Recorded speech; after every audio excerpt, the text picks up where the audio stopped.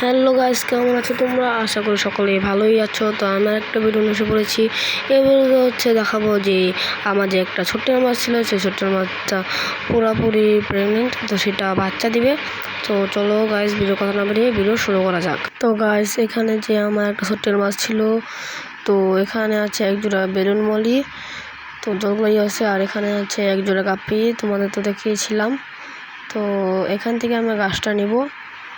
তো আর ওখানে আছে ওই যে বেলুন মলির বাচ্চা। তো চলো আমি এখন ছোট্টেল মাছটা দেখাচ্ছি।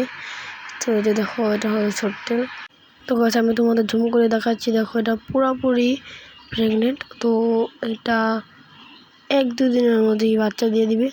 তো এটার মধ্যে আমি এখন গাছ দিব। তো গাছ এখানে হচ্ছে গাপ্পি মাছ, এখান থেকে এখন আমি যে গাছটা সেটা আমি উঠিয়ে নেব। তো উঠিয়ে নিচ্ছি, পাথরটা পড়ে গেল। তো এখন তাড়াতাড়ি পাথরটা উঠিয়ে নিয়ে তাড়াতাড়ি মাছের মধ্যে দিয়ে দিই। তো চলো তাড়াতাড়ি আমরা মাছের মধ্যে দিয়ে দিই। তো গাইস, এটার মধ্যে গাছ দেওয়া হয়ে গেছে। এখন এটা সুন্দর এক জায়গায় রেখে দেব। তো এটা হচ্ছে পার্ট 1। তো তোমরা পার্ট 2 এর জন্য কমেন্ট করে জানাবে। তো ভিডিও পর্যন্তই। তোমার যদি ভালো লেগে থাকে অবশ্যই লাইক এবং চ্যানেলটাকে সাবস্ক্রাইব করে